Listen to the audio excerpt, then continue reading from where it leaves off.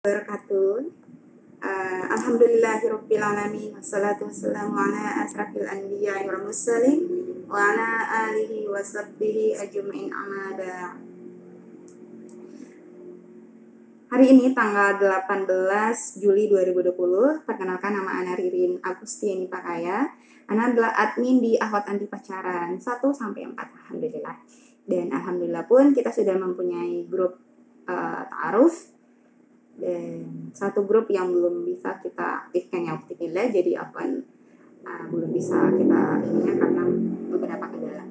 Baik, hari ini kita akan membahas masalah zina lagi. Ya aktifillah, tidak akan ada habisnya ketika kita berbicara masalah zina. Kenapa? Karena mau sampai dunianya kiamat pun ya aktifillah, tetap zina itu tetap ada di sekitar kita. Ya, jadi banyak sekali hal-hal yang dapat membuat kita itu terjerumus dalam masalah zina. Zina adalah suatu penyakit yang bisa menyerang siapa aja ya aktifillah. Penyakit yang bukan ketika kita ke dokter lalu sembuh seperti itu. Ini penyakit yang bisa timbul kapan aja, ya. Yang tidak ada obatnya selain dari akidah kita, ya, iman kita seperti itu ya Ukti. Jadi perlu kita kaji terus karena tidak akan ada habisnya. Ya baik, jadi seperti itulah. Jadi jangan heran ketika kita masuk di grup ini bahas zina lagi ya. Yang apa kita bahas masalah zina karena setiap menit kita buka IG, WA ya, atau enggak status orang FB gitu kan, pasti masalah zina lagi, pacaran lagi, dan itu sudah jadi konsumsi publik ya. Alhamdulillah. Baik, apa sih masalah zina? Apa sih itu zina, Ukti ya? Jadi zina itu adalah suatu perbuatan keji dan jalan yang buruk ya. Sudah dijelaskan. Ini zina ini adalah perbuatan yang keji, jalan yang buruk ya, Ukti. Jadi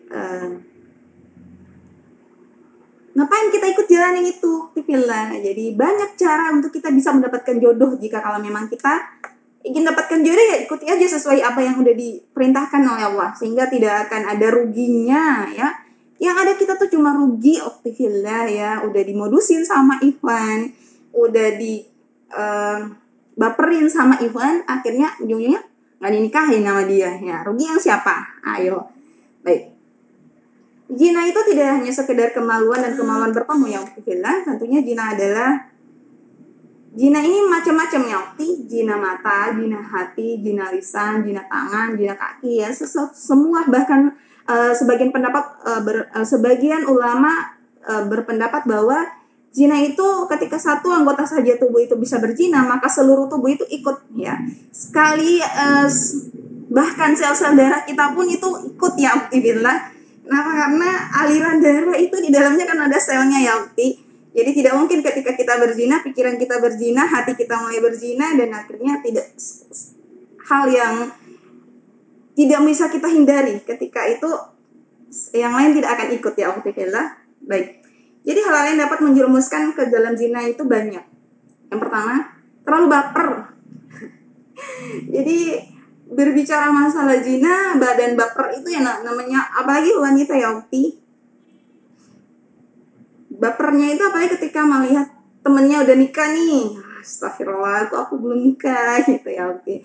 Kalau aku belum nikah, yang lain kok udah nikah, ini aku kapan jodohnya gini ya. Akhirnya dapat menyebutkan syaitan udah mulai bermain di telinga kita ya, udah mulai membisikkan hal-hal yang ya. Dan itu kembali lagi ke manusianya. Ketika syaitan membisikkan itu, ya mereka hanya sekedar membisikkan aja, kita yang melakukan.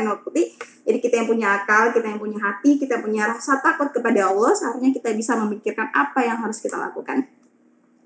Baik, kalau berbicara masalah zina yang karena hari ini kan judulnya anak yang berzina, orang tua yang ikut menanggungnya. Baik, jadi dari beberapa pendapat ulama bahwa ketika anaknya berzina, ya, ini pendapat dari beberapa ulama yang saya ikuti ya, yang sudah saya pelajari, yang sudah saya kaji juga, bahwa ketika anak yang berzina dan orang tuanya tidak memberikan nasihat, ya, tidak memberikan pelajaran, tidak memberitahukan ilmu bahwa itu adalah jalan dia untuk menuju neraka, maka orang tua akan ikut dalam dosa itu, dan itu dinamakan dengan dosa jariah.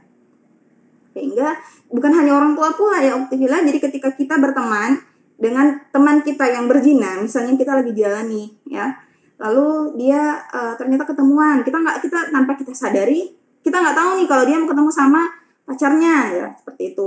Lalu kita tidak menasihati dia dan kita malah ikut membantu dia untuk ketemu ini.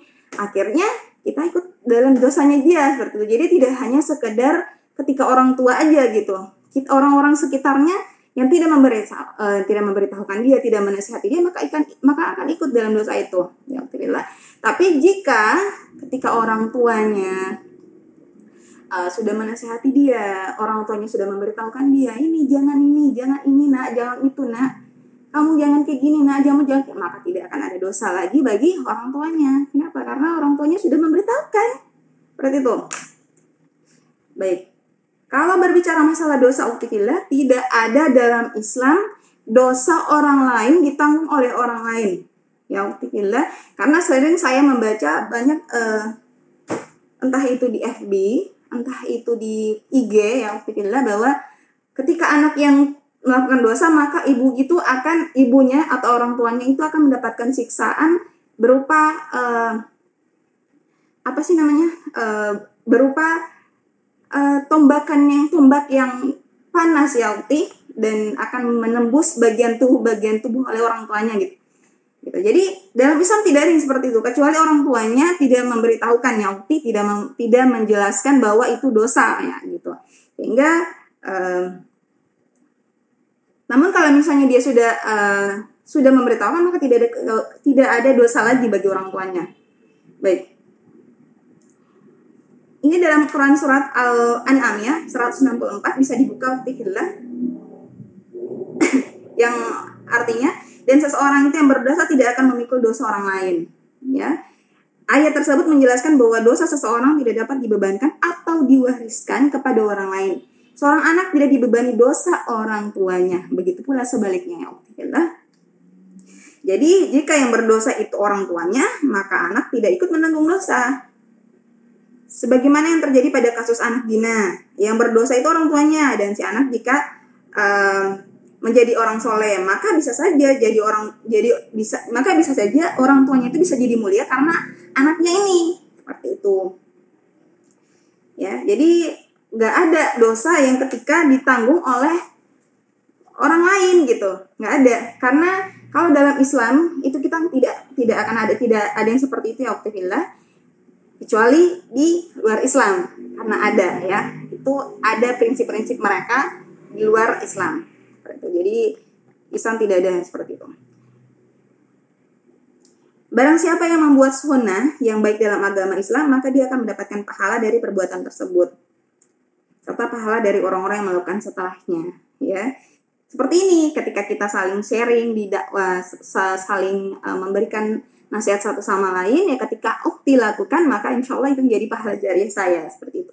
Namun ketika ini loh ukti, kamu harus berzina nih, kamu harus begini nih, kamu harus gini, ketika anti melakukannya, maka anak pun akan dapatkan dosa itu. Kenapa?